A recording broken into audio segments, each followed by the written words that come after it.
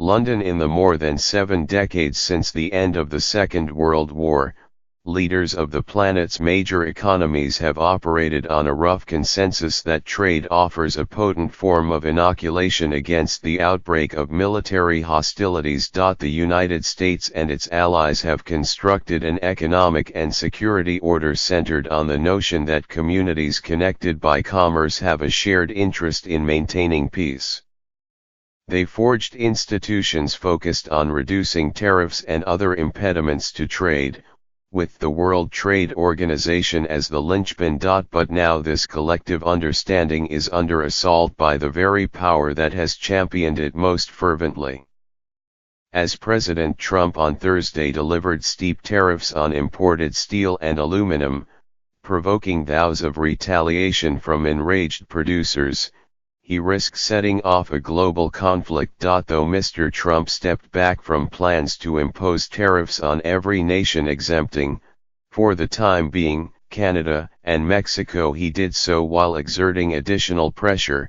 He emphasized that tariffs could ultimately land on both countries unless they bend to American demands in renegotiations of the North American Free Trade Agreement. In raising the possibility of sparing other allies from the tariffs, Mr. Trump kicked off a fierce scramble for exemptions that has left American trade partners confused and alarmed.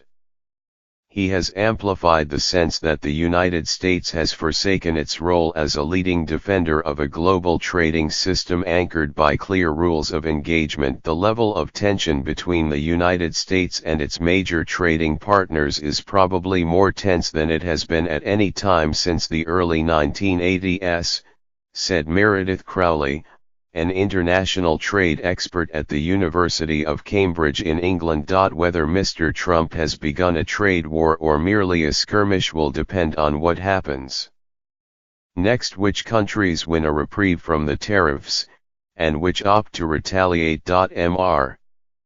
Trump's decision to back off from across-the-board tariffs came in the face of strident warnings from the American business world and leaders of his own Republican Party that such a course would damage the American economy and alienate allies. Still, Mr. Trump brushed aside talk that tariffs were a reckless provocation, appearing to relish his role as instigator.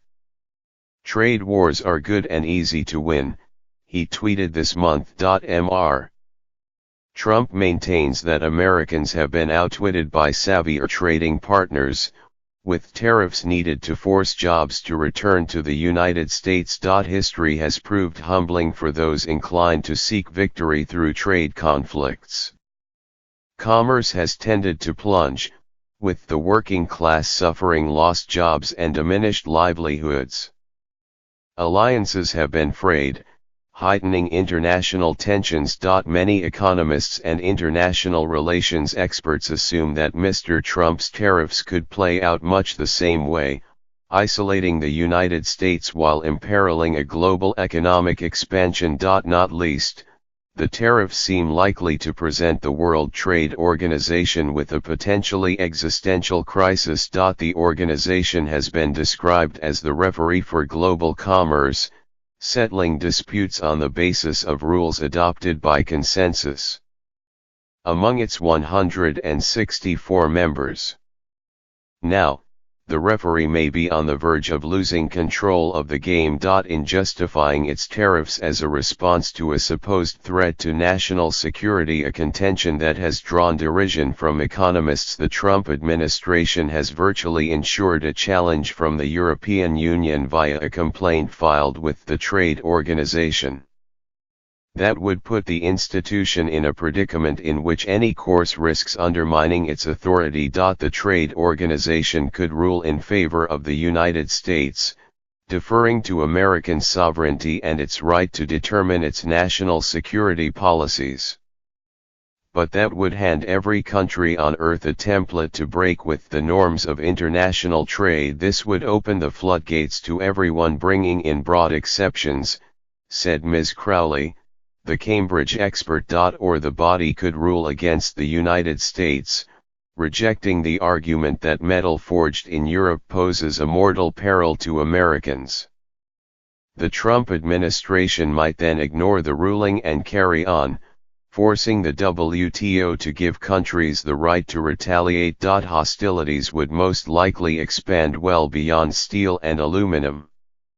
Mr. Trump's pledge of tariffs has enraged and astounded American allies whose fortunes are tied to producing these metals, like Japan, South Korea, Germany, and Taiwan. On Wednesday, the European Union outlined plans to retaliate with tariffs on a variety of American goods, including motorcycles, rice and bourbon. If reprisals continued, Europe might limit exports of other American agricultural products, intensifying its push against genetically modified crops. In the most extreme case, Europe might even impede American investment. It's a real chance that everyone reacts very negatively, said Jennifer A. Hillman, an international trade expert at Georgetown Law Center in Washington. Faced with a rebuke from the global trading body, Mr. Trump might pull the United States out of the institution. As he addressed a delegation at the trading body's Geneva headquarters on Monday, W.T.O.'s Director General, Roberto Azevedo, worried openly about a descent into a trade war. It is clear that we now see a much higher and real risk of triggering an escalation of trade barriers across the globe, he said. Once we start down this path, it will be very difficult to reverse direction. An eye for an eye will leave us all blind and the world in deep recession.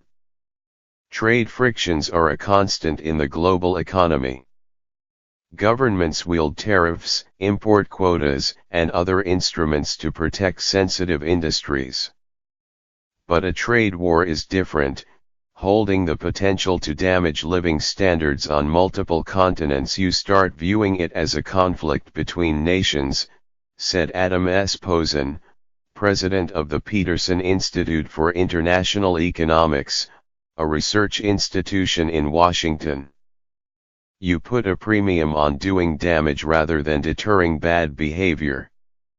Mr. Trump and his advisors appear to be calculating that, as the largest economy on Earth, the United States possesses enough muscle to dictate the terms of world trade. They are under the delusion that the United States has been screwed by the global system that it created, Mr. Posen said. They apparently think that everyone else will fold if they stand up. That idea, he added, is about to be exposed as wrong.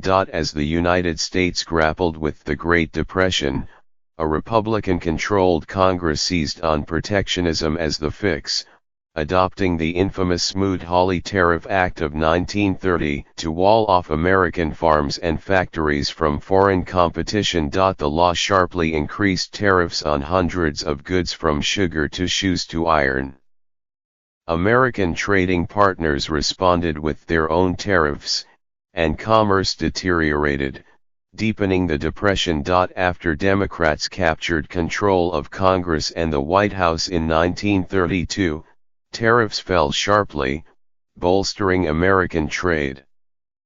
But Britain, France, Germany, and other European powers maintained steep tariffs.